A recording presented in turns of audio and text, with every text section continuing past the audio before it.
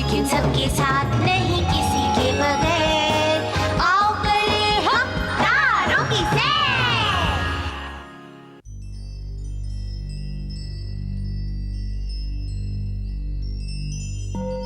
सैर। 400 साल पहले वर्ष 1609 में जब गैलीलियो गैलीली ने अपने हाथ से बनाई दूरबीन का रुख पहली बार आकाश की ओर किया तो खगोल विज्ञान की दिशा ही बदल गई। एक साधारण से दिखने वाले शीशे के इस यंत्र ने एक नए युग की शुरुआत की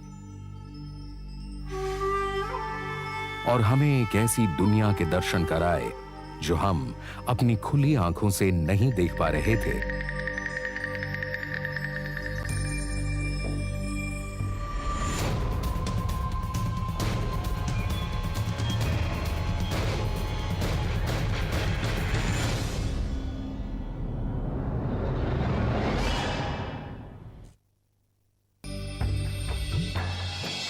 सोलह सौ 9 से पहले हम सिर्फ आंखों से दिखने वाले आकाश को ही ब्रह्मांड समझते थे।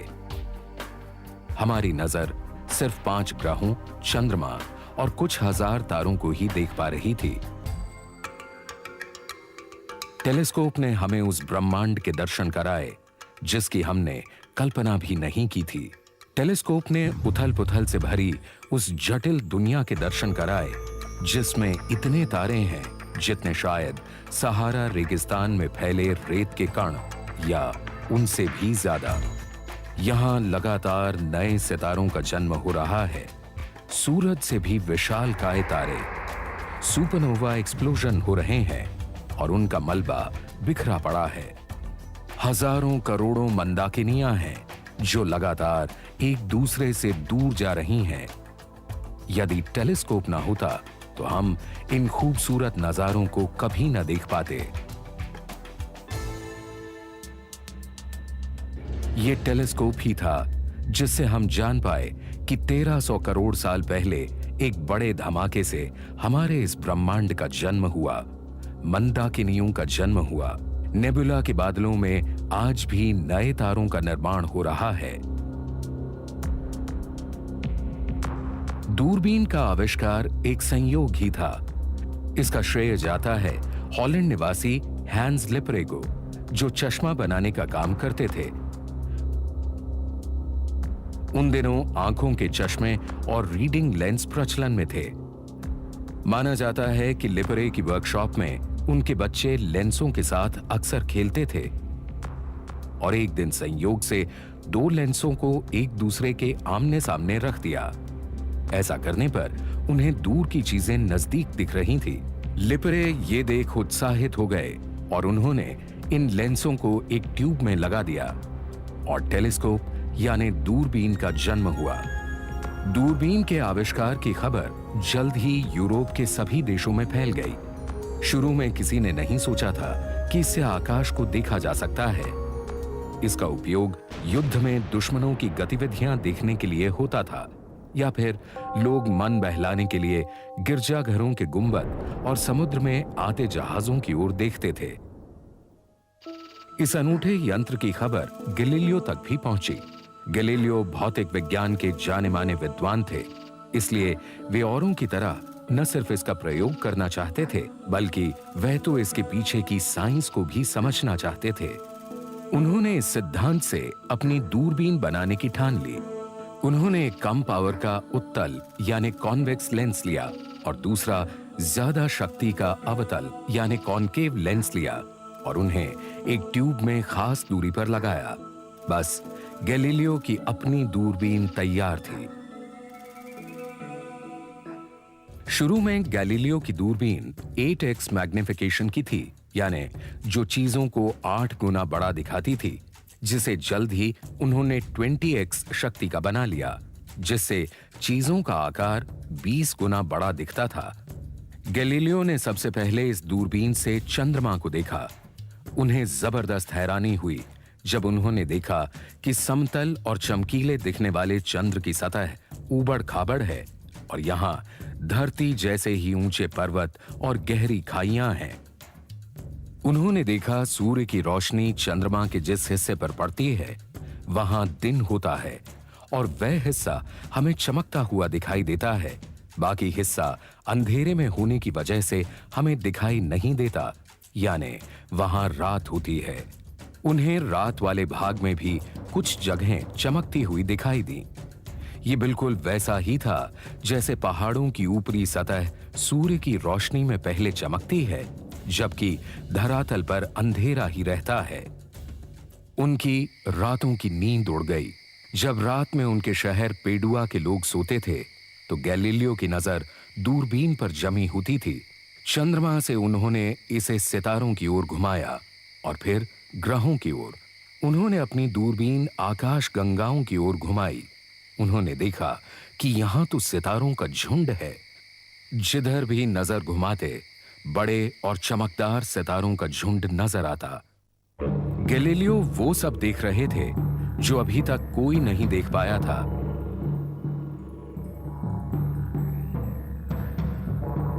इसी तरह आकाश में देखते हुए 7 जनवरी 1610 को गैलीलियो की नजर बृहस्पति के पास 3 चमकदार सितारों पर पड़ी। उनमें से 2 बृहस्पति के पूर्व में थे और एक पश्चिम में। ये नंगी आंख से नहीं दिख रहे थे। अगले दिन जब उन्होंने फिर बृहस्पति की ओर देखा तो उनकी हैरानी की सीमा न रही। तीनों सितारे उन्हें ग्रह के पश्चिम में दिख रहे थे। लगातार कई दिनों तक देखने पर उन्हें पता चला कि तारों जैसे ये पिंड जुपिटर के साथ गतिमान थे और ग्रह के आगे और पीछे लुका छिपी कर रहे थे। उन्हें समझते देर नहीं लगी कि ये छोटे सितारे नहीं थे, बल्कि बृहस्पति के चंद्रमा थे और इनकी संख्या 4 थी। अभी तक सभी का मानना था कि सभी पिंड पृथ्वी के चारों ओर घूमते हैं, लेकिन गैलीलियो ने जो दूरबीन से देखा वो उस सब से अलग था। 4 चंद्रमा बृहस्पति के चारों ओर घूम रहे थे। गैलीलियो ने भोर के तारे शुक्र को देखा। उन्होंने देखा कि चंद्रमा की तरह शुक्र का आकार भी घट और बढ़ रहा था, यानी ये भी कलाओं का प्रदर्शन करता है। गैलीलियो ने ये निष्कर्ष निकाला कि शुक्र भी अपनी रोशनी से न चमककर सूरज से परावर्तित होकर आने वाली रोशनी से ही चमकता है। गैलीलियो ने देखा कि कलाओं के साथ साथ शुक्र का आकार भी बदल रहा था। जब यह पतली चाप के आकार यानी क्रेसेंट शेप का होता है तो काफी बड़ा दिखाई देता है, और जब उसका सबसे ज्यादा हिस्सा चमकता था तब वह आकार में बहुत छोटा दिखता था। गैलीलियो ने सोचा ये तभी संभव हो सकता है जब शुक्र सूर्य के चारों ओर घूमता हो और सूर्य सौर मंडल के केंद्र में हो। अब गैलीलियो का विश्वास पक्का हो रहा था कि सब ग्रह सूर्य के चारों ओर घूमते हैं। गैलीलियो की दूरबीन कोपरनिकस के हेलियोसेंट्रिक ब्रह्मांड के सिद्धांत को प्रमाणित कर रही थी। उन्हें शनि के दोनों ओर भी कुछ अजीब सा दिखाई दिया। सूरज में उन्हें गहरे काले धब्बे दिखाई दिए। गैलीलियो ने तारे भी देखे जो संख्या में हजारों थे और जिन्हें नंगी आंख से नहीं देखा जा सकता था। गैलीलियो ने आकाशीय दुनिया को न सिर्फ देखा बल्कि जो कुछ भी देखा उसकी व्याख्या करने के लिए वैज्ञानिक तरीकों का प्रयोग भी किया। दूरबीन ने ब्रह्मांड की इस अनोखी दुनिया के द्वार खोल दिए थे जिसमें झांककर अभी बहुत कुछ देखना बाकी था। लेंस कैसे हमें चीजों को बड़ा करके दिखाता है। अगर हम उत्तल लेंस को किसी वस्तु के पास रखें तो वह वस्तु को बड़ा करके दिखाता है और दूर की वस्तु को छोटा और उल्टा दिखाता है। लेकिन अगर हम उसके सामने अवतल लेंस लगा दें तो वह इमेज को बड़ा करके दिखाता है। गैलीलियो के टेलीस्कोप में खगोलीय पिंडों से आने वाला प्रकाश उत्तल लेंस से गुजरकर फोकस होने से पहले ही अवतल लेंस के अंदर से गुजरकर समानांतर हो जाता है, जिससे हमें इमेज बड़ी दिखती है। इसे अपवर्तन यानी रिफ्रैक्टिंग टेलीस्कोप कहा जाता है। अधिक स्पष्ट छवि बनाने के लिए मुख्य लेंस के आकार को बढ़ाने की जरूरत थी। यदि हम एक ही फोकल लेंथ के लेंस का डायामीटर बढ़ा दें तो वह अपने अंदर ज्यादा प्रकाश को ग्रहण करता है और बहुत ही मंद तारों की भी स्पष्ट छवि बना देता है। लेकिन लेंस का आकार बढ़ाने से टेलीस्कोप बहुत भारी और खर्चीले हो जाते थे। रिफ्रैक्टिंग टेलीस्कोप में एक समस्या और भी थी। इमेज बनने के लिए लेंस में से सफेद प्रकाश पार होता है। यह सफेद प्रकाश वास्तव में इंद्रधनुष के 7 रंगों से मिलकर बना होता है। अलग अलग बिंदुओं पर इन रंगों का फोकस होने के कारण प्रतिबिंब रंगीन और धुंधला बनता है। इसे क्रोमैटिक एबेरेशन कहा जाता है। लेकिन इसका हल न्यूटन ने निकाला। उन्होंने लेंस की जगह पर दर्पण यानी मिरर का प्रयोग किया। ये रिफ्लेक्टिंग टेलीस्कोप था। रिफ्लेक्टिंग टेलीस्कोप में नली के बेस पर कॉन्केव मिरर लगा दिया जाता है, जिस पर सितारों से आने वाली रोशनी की किरणें पड़ती हैं। किरणें रिफ्लेक्ट होकर एक दूसरे मिरर पर फोकस होती हैं, जो कि 45 डिग्री के एंगल पर होता है, जिससे इमेज आईपीस तक पहुंच जाती है। दूरबीन की खोज ने खगोल विज्ञान में क्रांति ला दी।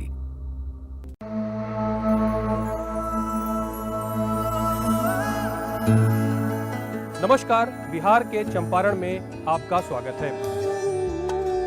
15 अप्रैल 1917 को मोहनदास करमचंद गांधी चंपारण के इसी मोतिहारी की रेलवे स्टेशन पर पहुंचे और उसके बाद से महात्मा गांधी का राष्ट्रीय राजनीति में न सिर्फ उदय हुआ, बल्कि भारत के पहले सत्याग्रह के प्रयोग के तौर पर इस धरती को जाना गया। रेमंड साहब अपने आदमियों के साथ आया शुक्लजीपुर, चमड़े के कोड़ा से एक आध गो कोड़ा चला दिया और इसी के प्रतिशोध में कि साहब जब तक अंग्रेज यहाँ चंपारण में रहेंगे हम अपने ही जगह पर तब तक नहीं आएंगे जब तक इनको हम निकाल बाहर नहीं करेंगे। लोग इसकी तैयारी में बैठे हुए थे जो कोई एक लीडर आए और इस पूरे आंदोलन को अपना नेतृत्व दे। इसलिए यदि गांधी आए हैं और उनका एक बड़ा समूह उनका समर्थन में खड़ा हुआ है तो ये कोई अप्रत्याशित चीज़ नहीं थी। ये आंच सुलग रही थी बहुत पहले से।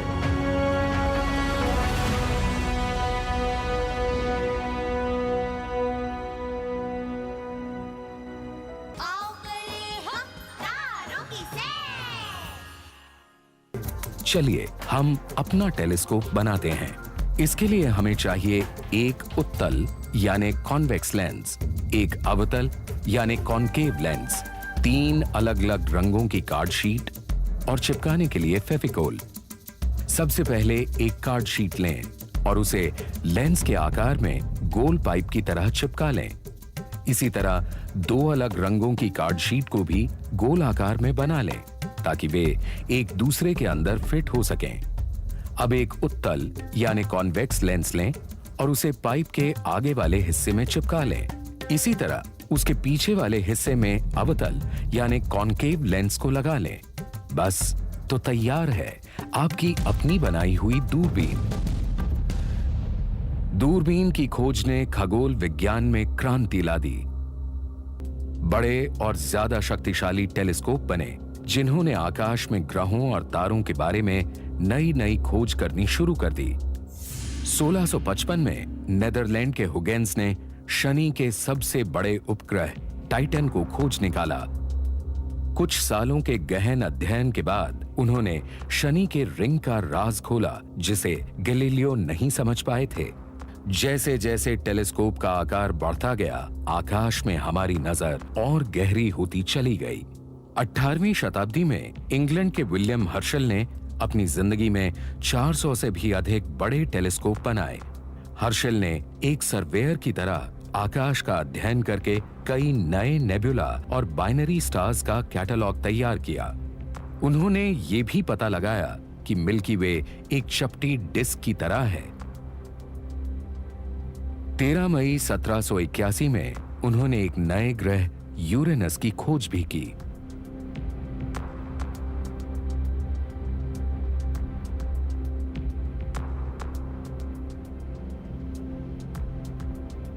अमेरिका के जॉर्ज एलरी हेल ने एक स्थानीय व्यापारी जॉन हुकर की मदद से 1917 में 2.5 मीटर डायामीटर का टेलीस्कोप तैयार किया। इसे साउथ कैलिफोर्निया की माउंट विल्सन चोटी पर लगाया गया।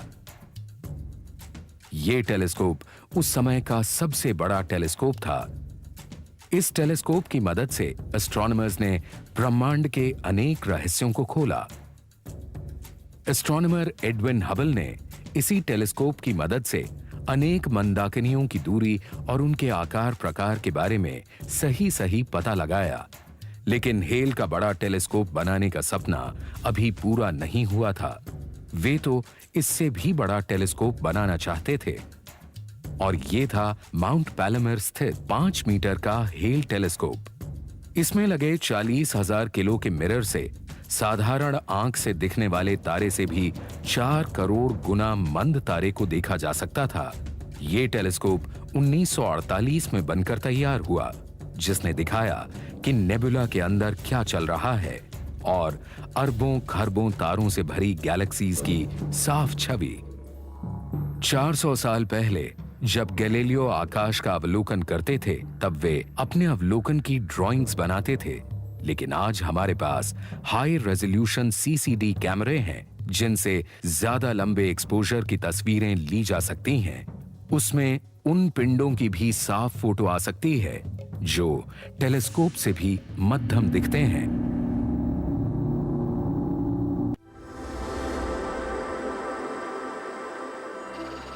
आज हमारे देश में भी उच्च श्रेणी के टेलीस्कोप स्थापित हैं।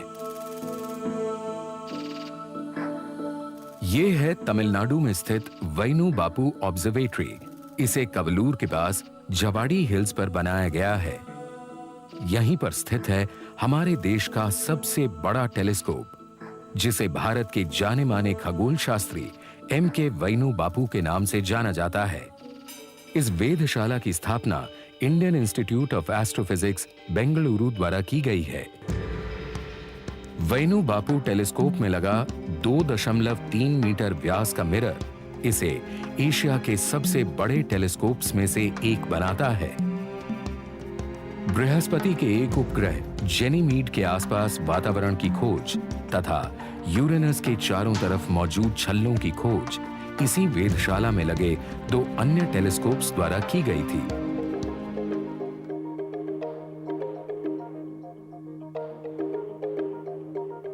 वैनू बापू टेलीस्कोप की ही तरह इंडियन इंस्टीट्यूट ऑफ एस्ट्रोफिजिक्स ने हैनले, लद्दाख में भी एक टेलीस्कोप की स्थापना की है, जो कि हिमालयन चंद्रा टेलीस्कोप के नाम से जाना जाता है। लद्दाख से 260 किलोमीटर दूर समुद्र तल से 15,000 फीट की ऊंचाई पर स्थित ये विश्व का सबसे ऊंचा ऑप्टिकल इंफ्रारेड टेलीस्कोप है। यहाँ का वातावरण अत्यंत शुष्क है, जो कि टेलीस्कोप द्वारा किए जाने वाले अध्ययनों के लिए अनुकूल है। इस टेलीस्कोप में 2 मीटर का मिरर लगा है, जो लगातार आकाश में हो रही गतिविधियों पर नजर रखे हुए है। हैनले में लगे इस टेलीस्कोप का नियंत्रण सैटेलाइट द्वारा बेंगलुरु से किया जाता है। बेंगलुरु के नजदीक होसकोटे से रिमोट द्वारा हैनले में लगे टेलीस्कोप को नियंत्रित किया जाता है। यहाँ पर लगे रिसीवर्स की मदद से टेलीस्कोप द्वारा एकत्रित की गई किरणों को इमेज में परिवर्तित किया जाता है, जिससे ब्रह्मांड में नए नए पिंडों का पता लगाया जा सकता है।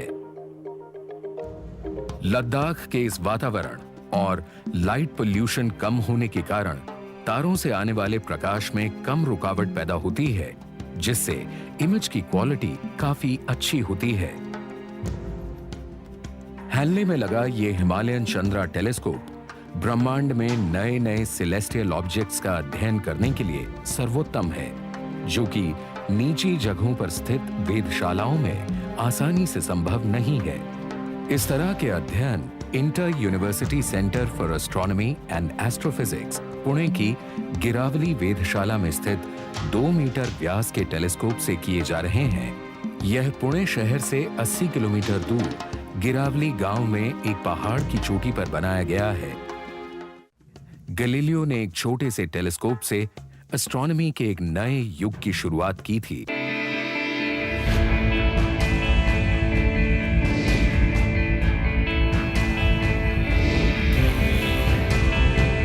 हर वो आर्थिक फैसला या नीति जो तय करता है विकास की गति, कैसे और क्यों लिए जाते हैं फैसले, क्या होता है इनका हम पर असर। देखिए अर्थनीति शनिवार शाम 7:30 बजे सिर्फ राज्यसभा टीवी पर।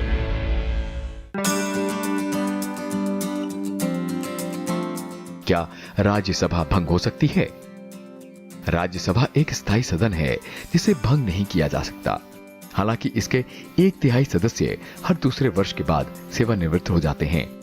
आमतौर पर इसके एक सदस्य का कार्यकाल 6 वर्ष का होता है।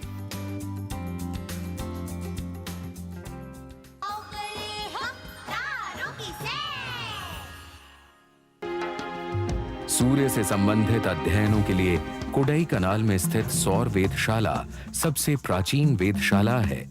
एवरशेड इफेक्ट की खोज सर्वप्रथम इसी वेधशाला में जनवरी 1909 में की गई थी। एवरशेड इफेक्ट सूर्य की सतह पर होने वाले गैसों का प्रवाह है। इस वेधशाला द्वारा एकत्रित सौर आंकड़े अपने प्रकार के अब तक के भारत के सबसे पुराने आंकड़े हैं। कोडई कनाल ऑब्जर्वेटरी में एक सोलर टनल टेलीस्कोप स्थापित है। इसमें 60 सेंटीमीटर व्यास के 2 मिरर लगे हैं, जिसे 11 मीटर की ऊंचाई वाले टावर पर स्थित किया गया है। ये मिरर एक दूसरे फ्लैट मिरर से सूर्य के प्रकाश को इस 60 मीटर वाली लंबी भूमिगत क्षैतिज सुरंग में भेज देता है, जहां सूर्य की छवि को प्रतिबिंबित किया जाता है। इनके अलावा उदयपुर में मौजूद सोलर ऑब्जर्वेटरी, नैनीताल का आर्यभट्ट रिसर्च सेंटर और माउंट आबू स्थित ऑब्जर्वेटरी अपने उच्च तकनीक के टेलीस्कोप्स द्वारा ब्रह्मांड के गहन अध्ययन में लगे हैं। 400 साल पहले गैलीलियो ने एक छोटे से टेलीस्कोप से एस्ट्रोनॉमी के एक नए युग की शुरुआत की थी। समय के साथ नई तकनीक से टेलीस्कोप और भी बेहतर होते गए। लेंस की जगह मिरर ने ली और मिरर की मल्टी मिरर ने। हवाई स्थित केक टेलीस्कोप दुनिया का सबसे बड़ा ऑप्टिकल और इंफ्रारेड टेलीस्कोप है। ये एक जुड़वां टेलीस्कोप है जो लगभग 8 मंजिल ऊंचे 2 अलग-अलग डोम में बना है। हर डोम में 10 मीटर का मिरर है जो 36 अलग-अलग हेक्सागोनल पीसेस से मिलकर बना है, लेकिन कंप्यूटर नियंत्रित होने के कारण एक सिंगल मिरर की तरह काम करता है। इसी कड़ी का दूसरा सबसे बड़ा टेलीस्कोप है चिली में स्थित वेरी लार्ज टेलीस्कोप यानी VLT। ये 8.2 मीटर व्यास के 4 अलग-अलग टेलीस्कोप से मिलकर बना है। इन दैत्याकार टेलीस्कोप्स की मदद से ब्रह्मांड की छोटी-छोटी घटनाओं पर नजर रखी जा रही है। पृथ्वी जैसे ग्रहों को ढूंढा जा रहा है जहां जीवन होने की संभावना हो, लेकिन ये ब्रह्मांड इतना विशाल है कि अभी भी हम इसके बारे में बहुत कम जानकारी हासिल कर पाए हैं। इस उथल-पुथल और अथाह ब्रह्मांड में इन तारों की रोशनी के अलावा भी बहुत कुछ है जो हम देख नहीं पाए हैं। ब्रह्मांड में तारों के प्रकाश के अलावा भी बहुत कुछ है जो वहां हलचल मचाए हुए है, जिसे समझना, सुनना अभी बाकी है। आओ करें हम तारों की सैर। इस कार्यक्रम के बारे में आप हमें अपने सुझाव इस पते पर भेज सकते हैं। विज्ञान प्रसार C24 कुतुब इंस्टीट्यूशनल एरिया, नई दिल्ली 110016। आप हमें मेल भी कर सकते हैं info@vigyanprasar.gov.in। क्यों है पृथ्वी गोल? क्या है ब्लैक होल? सूरज में है गर्मी क्यों? चांद में है नरमी क्यों? सैटर्न को घेरे हुए खूबसूरत रिंग, साइज में यारो जुपिटर है प्लैनेट्स का किंग। वीनस की सुंदरता, यूरेनस की चाल, अपना सोलर सिस्टम यारो है बिल्कुल कमाल। यहाँ वहाँ देखो कितने सारे तारे, जी भर के देखो गैलेक्सी के नजारे, लेकिन सबके साथ नहीं किसी